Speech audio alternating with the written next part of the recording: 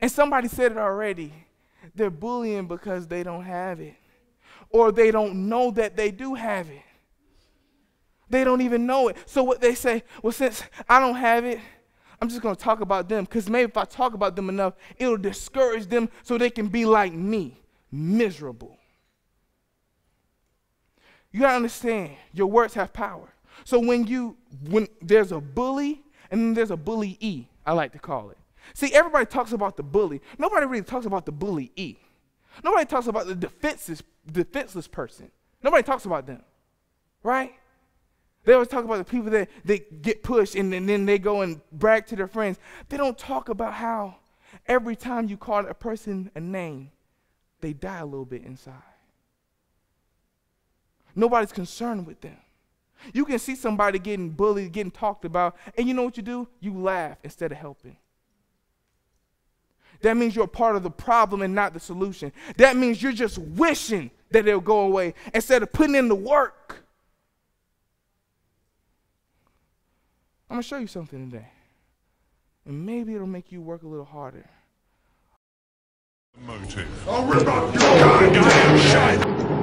Just minutes after firing 2 fatal shots at the Virginia Tech dormitory on Monday, Cho Sung-lee returned to his own dorm room and made the final preparations to mail what appears to be a video confession. When the time came, I did it. I had to. In a separate written document, he includes 29 photos he apparently took of himself. He looks like a normal, smiling college student in only the first 2. In the rest, he presents the stern face and strikes the pose that was very likely what his victims saw later on Monday. In 11 of the pictures, he aims handguns at the camera, likely the very ones he bought in the past 2 months. In his 1,800-word diatribe, he expresses rage, resentment, and a desire to get even. Yes. Okay. Yes. And the school is in a panic, and I'm in the library. I've got students down under the tables, kids.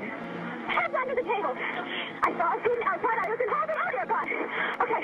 I was on hall duty. I saw a gun. I said, what's going on out there? And he turned the gun straight at us and shot. And my God, the window went out. And the kid standing there with me, I think he got hit.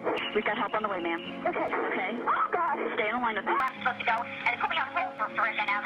Hi, it's Wendy at CNN still. Oh, hi, Wendy. We're just taking names and numbers right now for the press. Okay. Get back to you? Okay, because Fox has somebody on now. Huh? Fox has somebody from your office. I know. We've talked to a whole bunch of people, and it's just, you can only do so many because we got so many more calls coming in. I got to get to my daughter at Columbine. I've been trying for an hour. I can't get anywhere near there. I got to get no attention. Sir? Okay, calm down, okay? Well, I think we're entitled to information as parents on where our children are. We have a lot of units out there right now. Tell me, I can't get anywhere near it. I want to find out how to get in touch with my daughter. How do I get information on my daughter?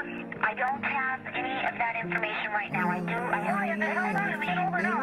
My son is Eric Harris, and I'm afraid that he might be involved in a shooting at Columbine High School. It involves how? He's a member of what they're calling the Trench Coat Mafia. Have you spoken with your son today, Mr. Harris? I haven't. Have they picked up anybody yet? They're still looking for suspects. Your son is with who?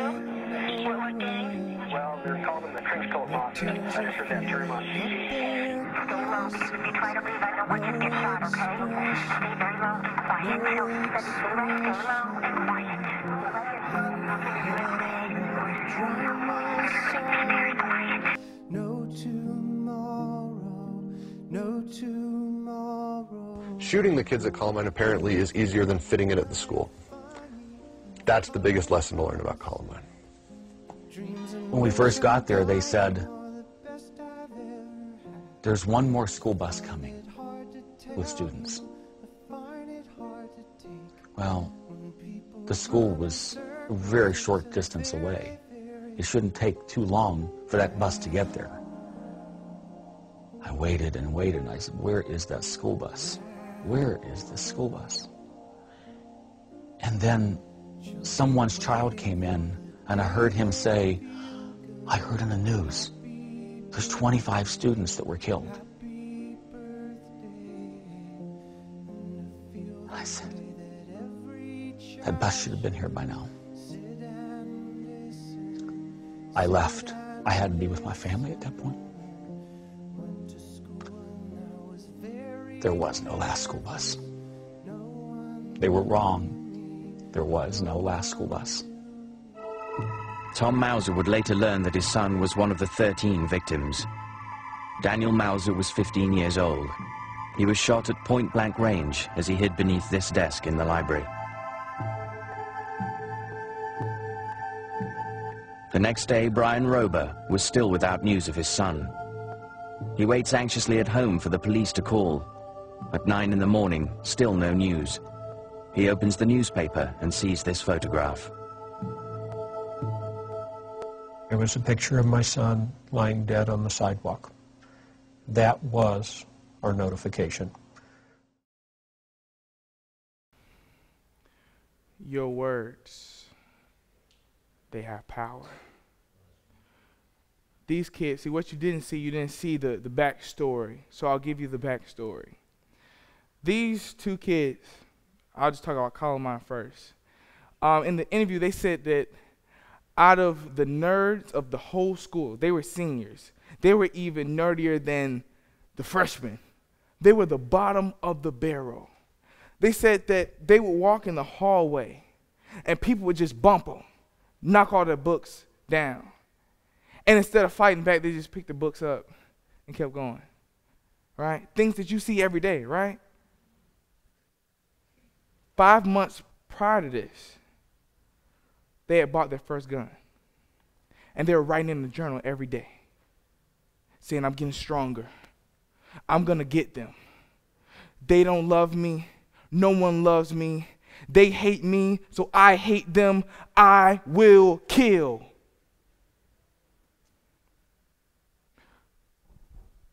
But the kids didn't know that at Columbine. So what they keep doing? They kept picking at him. They didn't know that each time they picked at him, they just fueled the fire. They just fueled the fire.